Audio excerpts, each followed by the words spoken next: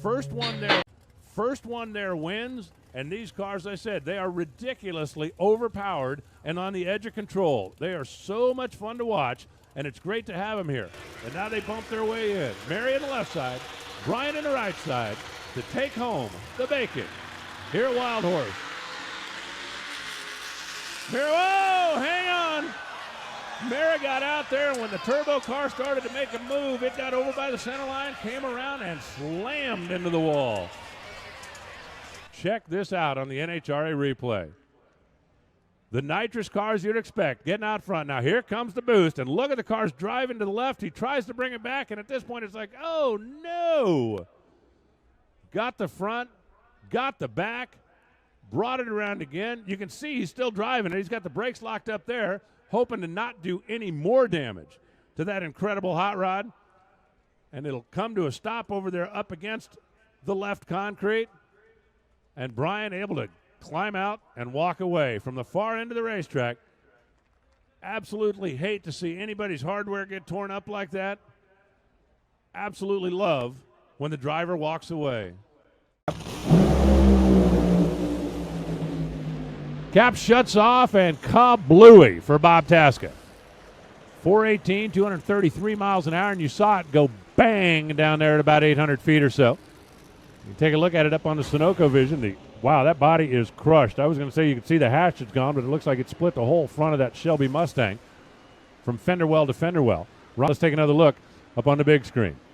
There you can see Ron's car shook. He was off of it pretty early, and Tasca, wow, couple of cylinders out, and then kaboom. From that point on, he was just coasting across the stripe. It's only going to be a couple of minutes while they get the top end of the racetrack cleared up. But right now, Justin Taylor, last time he raced here was at the Frank Hawley Drag Racing School. Great side-by-side start. Dan Horan's got a big speed car. Check it out, 565, 262, but no parachute from what I could tell up here in the timing tower. And he is in the sand at the top end of the racetrack. I mean, two great side-by-side runs, 565. I think the speed record is 265. He ran 262. And right at this point, Dan knew he was in trouble.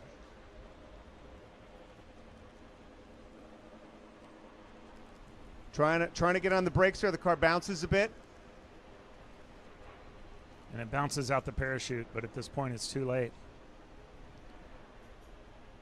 See the sand trap doing its thing, slowing the car down into the net, and I believe it just flipped it right over. Wow.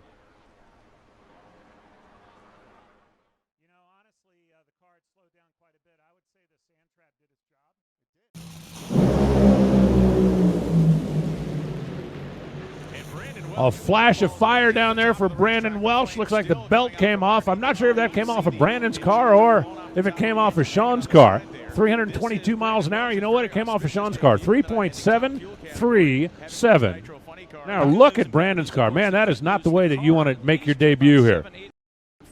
Watching it again, Brandon's car looks fine at this part of the racetrack. It's coming up on 600 feet.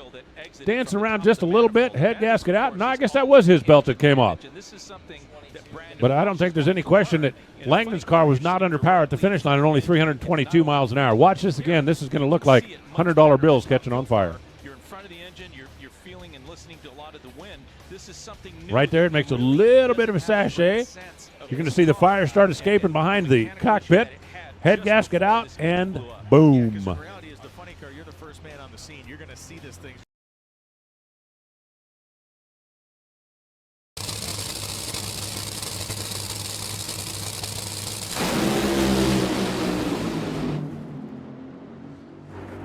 Boom. I mean, that was kablooey. 3.775 and kabang for Sean Reed. Pull it over and get her safely stopped down there in the shutdown area. Justin Ashley, a nod from one side of the track to the other. Final adjustments, and let's stage them up. Alexis in the left side. Paul Lee in the right side.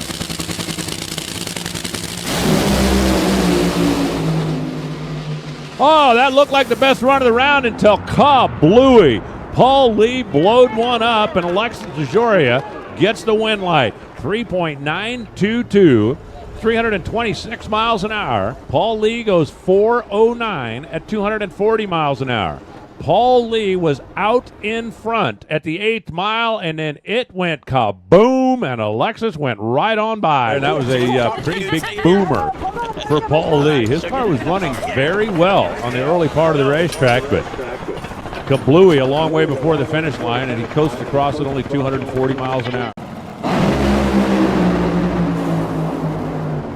Ron Capps goes boom. Jack Beckman goes 3.8. 329.34 miles an hour. Ron goes 462 at 156 miles an hour after a pretty big boomer out there. We're going to watch this again on the instant replay, and you're going to watch it now.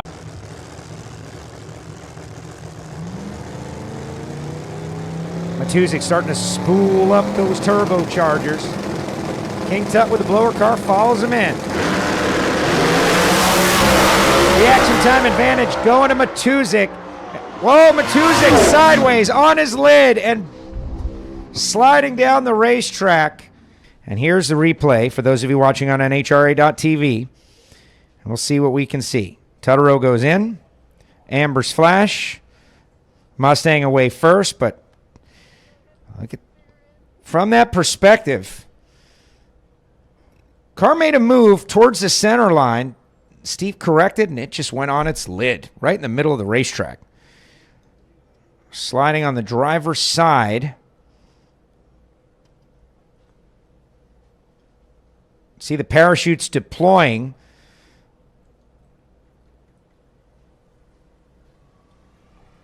From all the way down the racetrack. Matuzik getting close to the center line. And the car making a move, violent move to the right. He wants to keep it off Todd. I don't know what that is yet. Yeah, I get it. Just the physics and momentum of the situation take the car over. Hey, Steve.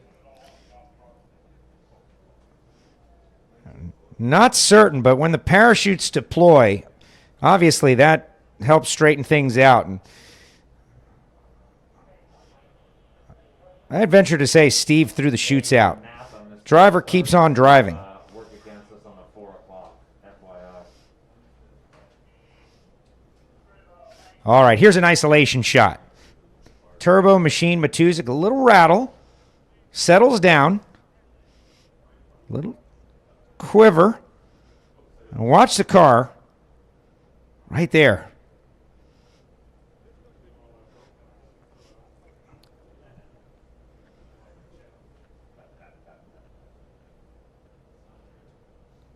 Completely sideways and over. Loses the front clip.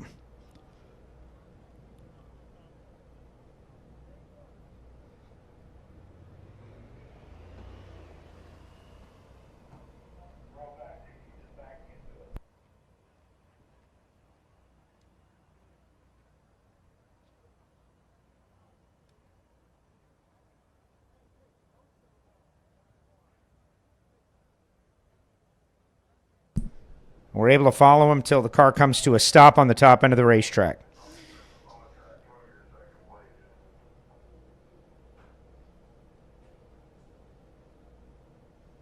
We've received word from the long end that Steve Matuzik is out of the car.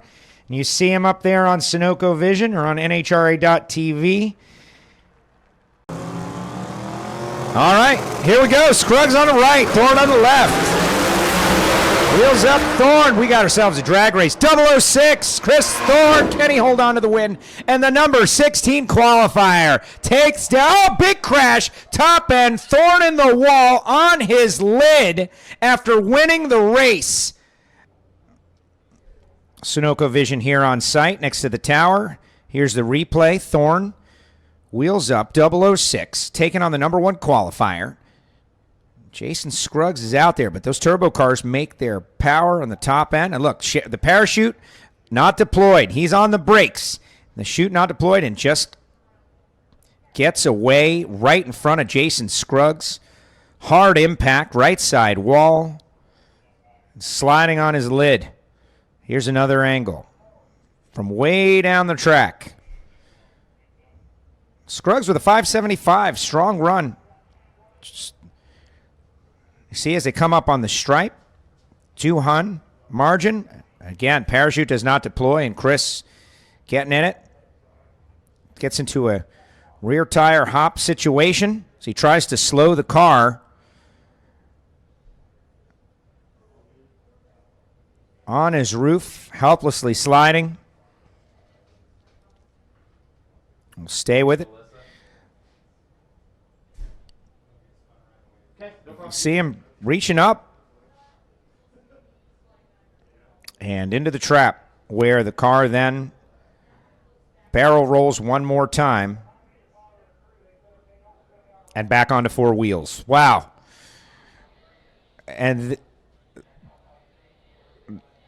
And there you see him up on the screen. Chris Thorne communicating with the safety safari. Robert Hight won his first ever round here in 05. Let's see if he can win another one in the first round here. He's got a pedal. Oh, Robert Hight sideways, and Jim Campbell blows it up, and it's on fire through the lights. Blew the windshield out of the car. What a wild side-by-side contest that was. The crew smiling as they walk away. I don't know if Campbell's smiling in there. He's probably bit down pretty hard on the mouthpiece.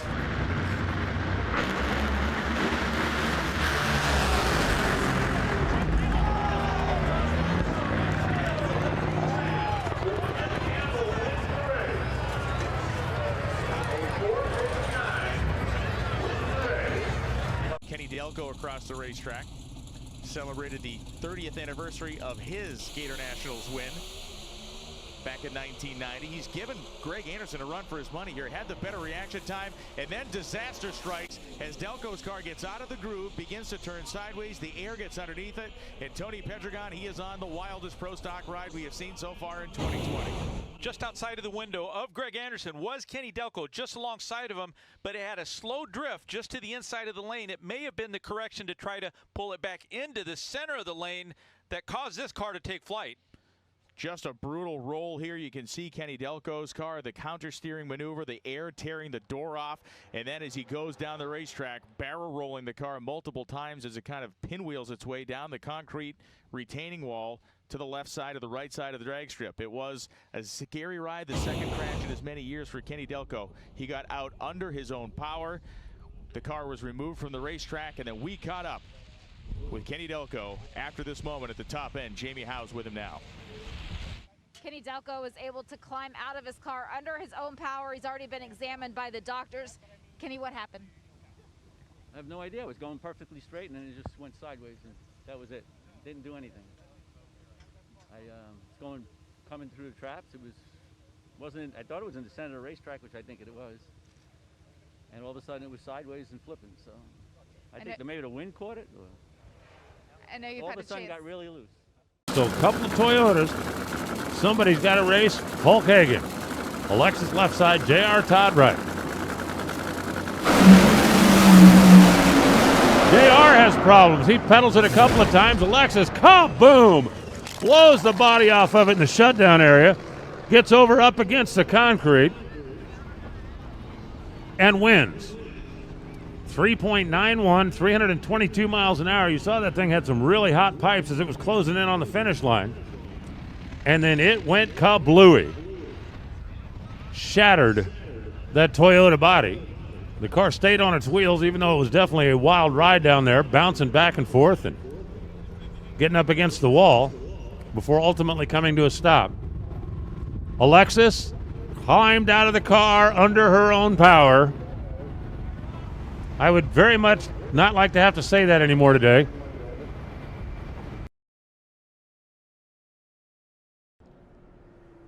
Just kaboom down there at the finish line. You can see her fighting for control of the thing. One of the things about funny cars, because all the downforce comes from the rear deck, when it blows the body off of it, there is absolutely nothing to keep those giant Goodyear tires from just bouncing. You can see it closing in on the finish line. You can see cylinder out, happy pipe on the right side, and then this thing is going to just disintegrate. There's the finish line. Chutes coming out. Boom. And we got a top end full of carbon fiber confetti again.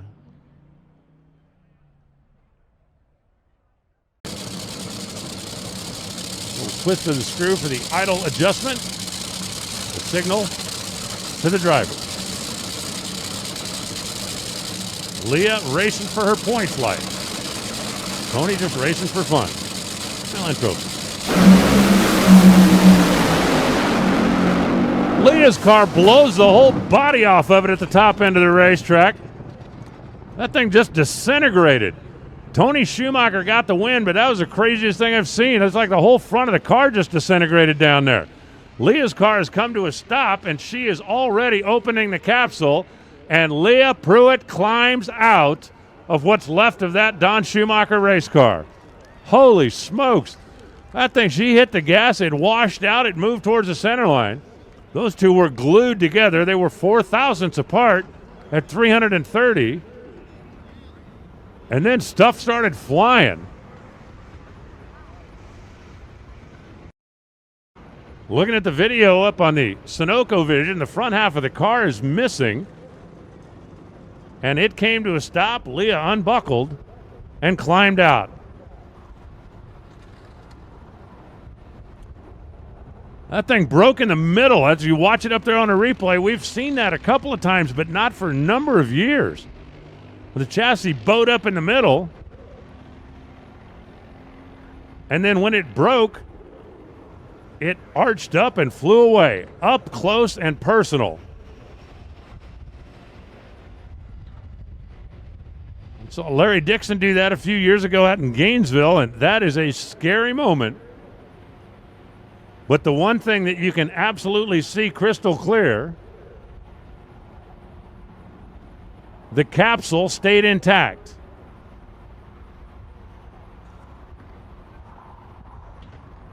And after a wild flight,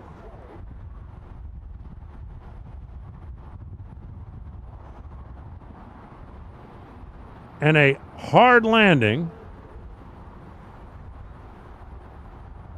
parachute certainly helped slow the car down.